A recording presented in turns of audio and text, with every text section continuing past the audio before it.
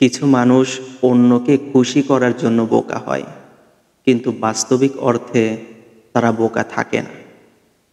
একজন ৮ বছর বয়সী ছেলে একটি রেস্টুরেন্টে ওয়েটারের কাজ করত। আর একজন কাস্টমার প্রতিদিন নতুন নতুন বন্ধুদেরকে নিয়ে এসে ওই ৮ বছর বয়সী ওয়েটার ছেলেটিকে ডেকে ৫০ টাকার একটি নোট এবং ৫০০ টাকার একটি নোট তার সামনে রেখে বলতো, এই দুইটা নোটের মধ্য থেকে যেটি বড় সেইটি তুমি নাও। অতঃপর প্রতিবার ওই ৮ বছর বয়সী ছেলেটি ৫০ টাকার নোটটি নিত।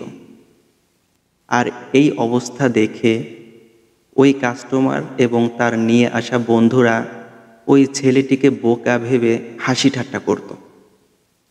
একদিন রেস্টুরেন্টের মালিক ওই ৮ বছর বয়সী ছোট্ট ছেলেটিকে ডেকে বলল, তুমি কি বোকা নাকি? ৫০ টাকার একটি নোট এবং ৫০০ টাকার একটি নোটের মধ্যকার পার্থক্য বোঝো না?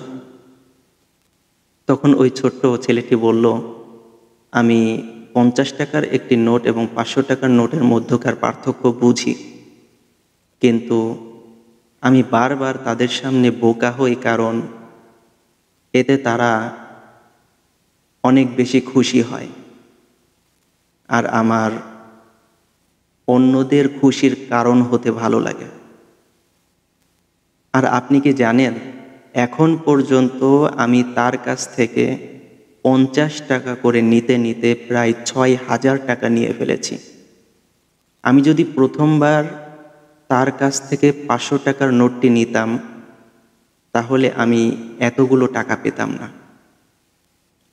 আসলে অন্যকে বোকা ভেবে এত বেশি ঠাট্টা বিদ্রূপ করবেন না, যাতে করে প্রকৃত অবস্থা জানার পর নিজেকেই বোকা মনে হয়।